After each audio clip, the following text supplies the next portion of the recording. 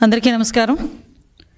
ఈరోజు పరిస్థితులు చూస్తూ ఉంటే జగన్మోహన్ రెడ్డి గారి తాలూకా అసమర్థత వల్ల, చేతకానితనం వల్ల ఈ 2 ఏళ్ల పాలనలో రాష్ట్రం తాలూకా అభివృద్ధి అనేది కుంటుపడిపోయింది, అధపాతాళానికి పోయిందన్న సంగతి ప్రతి చిన్నపిల్లల్ని అడిగినా చెప్పే పరిస్థితి ఒక ఎత్తు అయితే, ఈయన తాలూకా అసమర్థత వల్ల, ఈయన తాలూకా చేతకానితనం వల్ల, మరొక రకంగా చెప్పాలంటే ఈయన తాలూకా అంటే దాన్ని రెస్పాన్సిబిలిటీ అనే కన్నా అతను తీసుకున్న పక్క రాష్ట్రం నుంచి తీసుకొచ్చుకున్న అమౌంట్కి, అంటే ఎలక్షన్ టైంలో పక్క రాష్ట్రం నుంచి తీసుకొచ్చిన సాయానికి ప్రతిఫలంగా కూడా ఈరోజు రాష్ట్ర భవిష్యత్తుని, రాష్ట్ర అభివృద్ధిని పక్క రాష్ట్రాలకి తాకట్టు పెట్టే పరిస్థితి చూస్తూ ఉంటే సిగ్గు అనిపిస్తుంది. ఈరోజు జగన్మోహన్ రెడ్డి గారు ఎలా అనుకుంటారంటే, విశ్వాసం ఓట్లేసిన జనాలకి, ఓట్లేసిన ప్రజలకి విశ్వాసం చూపించాలి, వాళ్ళకి ఏదో అభివృద్ధి జరపాలి అనుకునే కాన్సెప్ట్ కన్నా పక్క రాష్ట్ర సీఎం దగ్గర నుంచి ఎలక్షన్ల టైంలో తీసుకొచ్చుకున్న సొమ్ముకి కానీ, ప్రతిఫలంగా కానీ ఆ విశ్వాసం చూపించుకొని ఈరోజు రాష్ట్ర గవర్నమెంట్ తాలూకా అభివృద్ధిని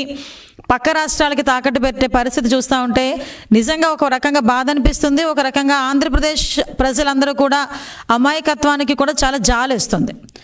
ఎందుకు ఈరోజు ఈ మాట మాట్లాడుతున్నామంటే, చంద్రబాబు నాయుడు గారి హయాంలో, చంద్రబాబు నాయుడు గారి నాయకత్వంలో ఆయన ముఖ్యమంత్రిగా ఉండేటప్పుడు రాష్ట్ర విభజన జరిగిన తర్వాత ఒక కొత్త రాష్ట్రానికి రాజధాని ఇవ్వాలి అనే నేపథ్యంలో అమరావతి లాంటి ఒక రాజధాని నిర్మించడమే కాకుండా అమరావతి చుట్టుపక్కల ప్రాంతాల అభివృద్ధితో పాటు రాష్ట్రం మొత్తం అభివృద్ధి జరగాలనే కాన్సెప్ట్లో సుమారుగా 1,00,000 కోట్ల సంపదను సృష్టించే విధంగా ఆయన అన్నిటి కూడా క్రియేట్ చేసుకుని రెడీగా ఉన్న సమయంలో ఈయన ఈరోజు ముఖ్యమంత్రిగా వచ్చి బయటకు వచ్చి అమరావతి రాజధానిగా కొనసాగిస్తూనే చెప్తూ కూడా ఓట్లు వేయించుకొని బయటకు వచ్చి ఒక రకంగా చెప్పాలంటే 3 ముక్కల రాజధానికి తెరలేపి రాష్ట్ర అభివృద్ధి మొత్తం అంతా కూడా గంగలో కలిపేసే పరిస్థితి ఈరోజు వచ్చింది.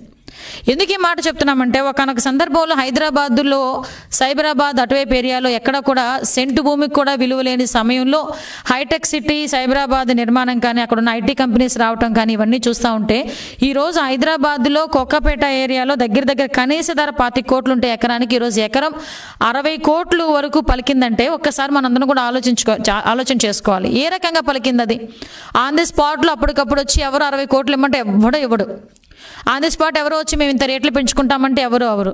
కానీ అక్కడ ఉన్న ఇన్ఫ్రాస్ట్రక్చర్ డెవలప్మెంట్ కానీ, అక్కడున్న డెవలప్మెంట్ కానీ, అక్కడున్న ఫీజిబిలిటీస్ కానీ, అక్కడ క్రియేట్ చేసిన వనరులు కానీ ఇవన్నీ బేస్ చేసుకొని అక్కడ సుమారుగా ఎకరా ఈరోజు 60 కోట్లు పలికిందంటే దగ్గర ఆ గవర్నమెంట్కి 49 ఎకరాలకి, ఎగ్జాంపుల్ చెప్తున్నా, 49 ఎకరాలకి దగ్గర 2,000 కోట్ల రూపాయల ఆదాయం లభించిందంటే ఒక్కసారి ఆలోచించండి. అవన్నీ కూడా ఈరోజు చంద్రబాబు నాయుడు గారి పుణ్యం కాదా? చంద్రబాబు నాయుడు గారు విజనరీకి తార్కాణం కాదా? చంద్రబాబు నాయుడు గారు ఆ రోజు వేసిన బీజానికి ఈరోజు ప్రతిఫలం కాదా నేను అడుగుతున్నా. అదే రాష్ట్రాన్ని, ఉమ్మడి ఆంధ్రప్రదేశ్లో హైదరాబాద్ లాంటి రాష్ట్రాన్ని అంతలాగా మనం అభివృద్ధి జరిపించినప్పుడు, మనం రాష్ట్ర విభజన జరిగిన తర్వాత అంతే రేంజ్లో అమరావతిని కూడా డెవలప్ చేసి సుమారుగా 1,00,000 కోట్లకు సంబంధించిన సంపదను సృష్టించడానికి ఆయన క్రియేట్ చేసి ఈరోజు ఇక్కడ పెడితే అమరావతి మీద బురద చల్లడమే కాకుండా ఓవరాల్గా అమరావతి చుట్టుపక్కల ఉన్న భూముల్ని నిర్వీర్యం చేసేసి ఓవరాల్గా రాష్ట్ర అభివృద్ధిని మొత్తం కూడా తాకట్టు పెట్టే పరిస్థితి. ఎందుకు తాకట్టు అని 10 సార్లు అంటున్నామంటే, ఎలాగైనా ఈ రాష్ట్ర సీఎం గారికి, జగన్మోహన్ రెడ్డి గారు పక్క రాష్ట్ర సీఎం కేసీఆర్ గారు అంటే కొంచెం మోజు ఎక్కువే.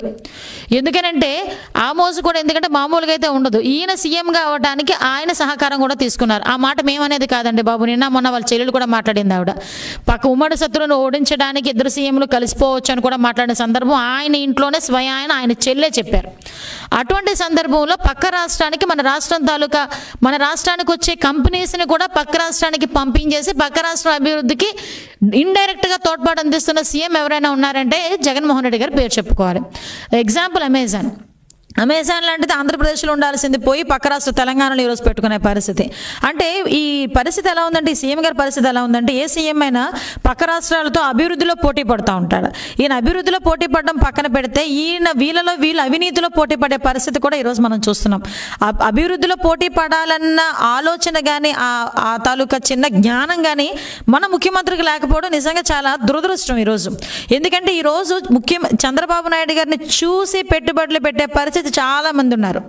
ప్రపంచ దేశాల నుంచి కూడా ఆంధ్రప్రదేశ్లో పెట్టుబడులు పెడితే మన వ్యాపారం బాగుంటుందనో, అక్కడ అభివృద్ధి జరుగుతుందనో, వీటన్నిటికీ ప్రధానమైన కారణం ఏంటంటే అక్కడ చంద్రబాబు నాయుడు గారు లాంటి విజనరీ ముఖ్యమంత్రి ఉన్నారు అనే ఒకే ఒక కాన్సెప్ట్తో అంతమంది ఇక్కడికి వచ్చి ఇన్వెస్ట్మెంట్ చేయడానికి కూడా మనకి ముందుకు వచ్చేవారంటే దానికి బెస్ట్ ఎగ్జాంపుల్ హైదరాబాద్ సిటీ డెవలప్మెంటే, హైదరాబాద్ క్యాపిటల్ డెవలప్మెంటే.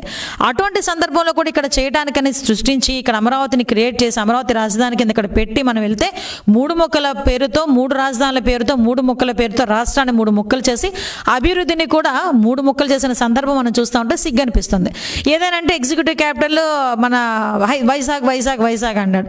ఈరోజు వైజాగ్ పరిస్థితి చూస్తే నిజంగా ఎంత బాధ అనిపిస్తుందంటే వైజాగ్ ప్రజలందరికీ కూడా ఒక మ్యాండేటరీ గుర్తుంది. శుక్రవారం శనివారం వస్తే ఎవడో ఒకటి కొడతాడైనా ఏదో ఒక కబ్జా పేరుతోనో ఏదో ఒక దాంతో ఈవెన్ చిన్న ప్రహరీ గోడనైనా పక్కన పడేస్తాడు, కొట్టి పడేస్తాడు అన్నది మ్యాండేటరీ అయిపోయింది. ఈరోజు బిక్కుమని ఉంటున్నారు. రియల్ ఎస్టేట్ వ్యాపారాలు లేవు. వైజాగ్ లాంటి సిటీలోనే భూమి ధరలు పడిపోయినాయి అంటే ఒక్కసారి మనం ఆలోచన చేసుకోవాలి.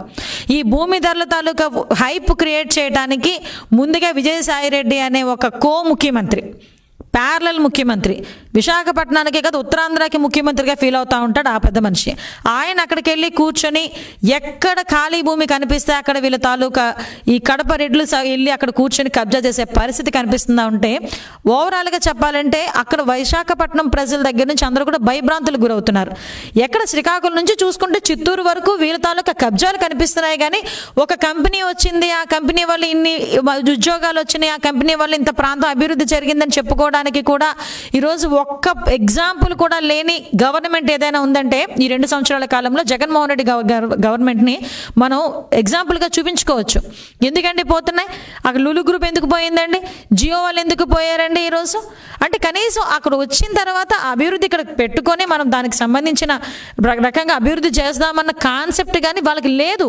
ఎప్పుడు చూడు అవినీతి, ఇసుకలో ఎంత వస్తుంది, బాక్సైట్లో ఎంత వస్తుంది, మద్యంలో ఎంత వస్తుంది, ప్రజలు కొలగొడితే ఎంత వస్తుంది, ప్రజల ఆస్తుల మీదకి వెళ్తే ఎంత వస్తుంది, వీళ్ళ లెక్కలు ఎప్పుడు కూడా ఇలా ఉంటాయి.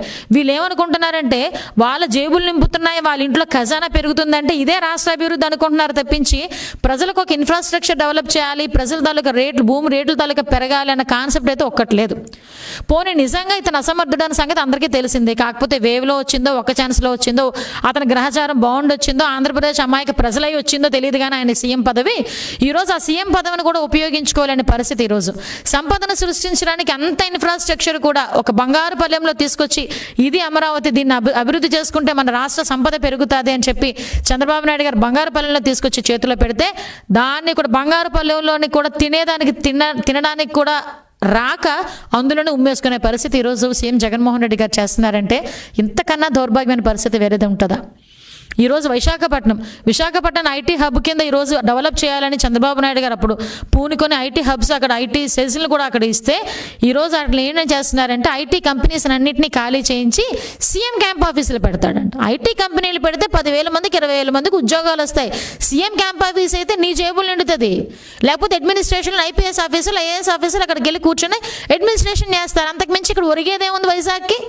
ఈరోజు వైజాగ్లో ఎగ్జిక్యూటివ్ క్యాపిటల్ చేసి అభివృద్ధి చేసేస్తానని చెప్తున్న పెద్ద మనుషులు అక్కడ ఉన్న మంత్రులు కానీ అక్కడ ఉన్న ఎమ్మెల్యేలు కానీ నిజంగా సిగ్గుండాలి, రాజీనామాలు చేయండి అయ్యా. విశాఖపట్నాన్ని అభివృద్ధి చేస్తానని చెప్పి ఉన్న విశాఖ ఉక్కును కూడా ప్రైవేటీకరణ చేస్తూ ఉంటే నోర్లు మెదపలేని దుస్థితి. నిజంగా 25 మంది ఎంపీలను ఇవ్వండి, మెడలు ఉంచేస్తాను, ప్రత్యేక హోదా తీసుకొచ్చేస్తాను, లేకపోతే స్టీల్ ప్లాంట్ డెవలప్ చేసేస్తానని చెప్పిన పెద్ద మనిషి ప్రత్యేక హోదా సంగతి పక్కన పడేసి ఈరోజు స్టీల్ ప్లాంట్ ప్రైవేటీకరణ జరుగుతున్నా కూడా ఒక్క ఎంపీ నోరెప్పుడు ఏదైనా అంటే అబ్బాయి మేము స్తంభింపజేసేస్తాం, అలా చేసేస్తాం, ఇలా చేసేస్తాం అని చెప్పి ఆల్రెడీ స్తంభించిపోతున్నారు అక్కడ అమిత్ షాని మోడీని చూసేసరికి. అంటే వీళ్ళ తాలూకా కేసులకి లాలూచి పడుతున్నారా? కేసుల నుంచి మాఫీ చేసుకోవడానికి రాష్ట్ర భవిష్యత్తును కూడా తాకట్టు పెట్టేస్తున్నారు.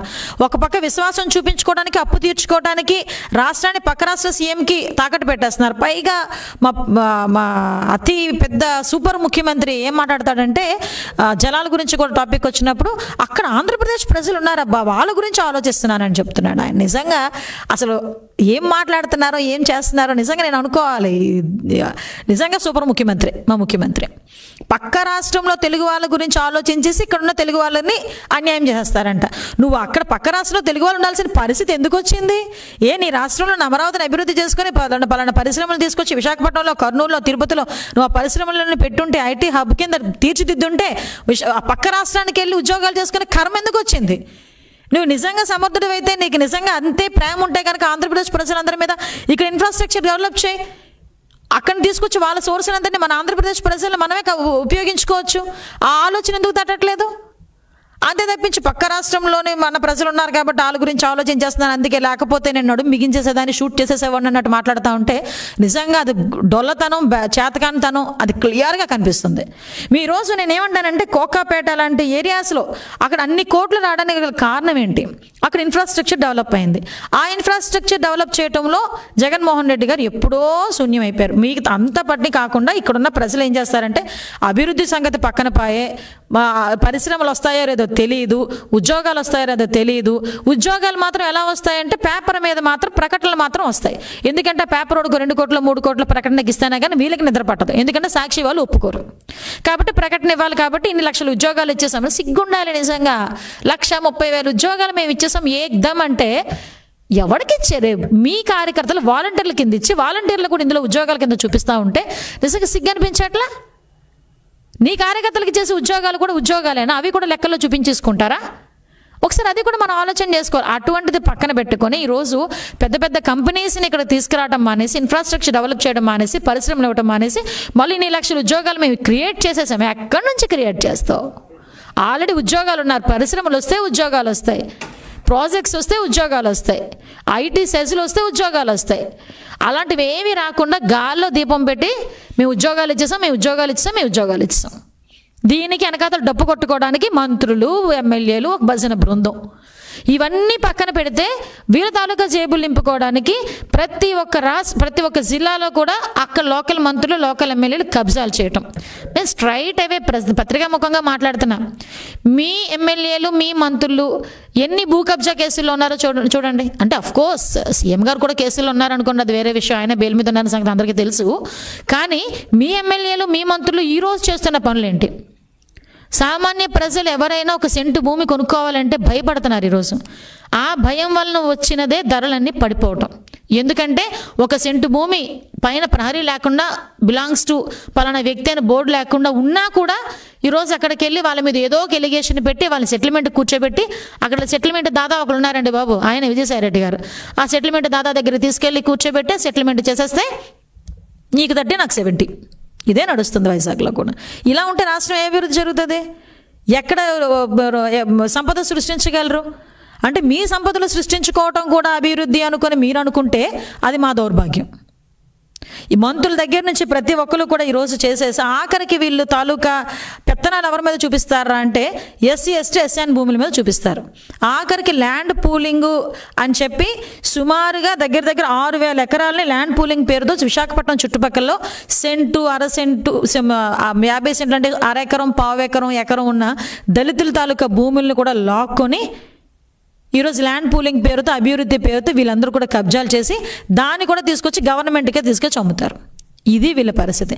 ఇంత దారుణమైన సిచ్యువేషన్స్లో ఆంధ్రప్రదేశ్ ఉండడం అన్నది ఆంధ్రప్రదేశ్ ప్రజలు చేసుకున్న దౌర్భాగ్యం. నిజంగా చెప్పాలంటే ఒక పక్క దౌర్భాగ్యం.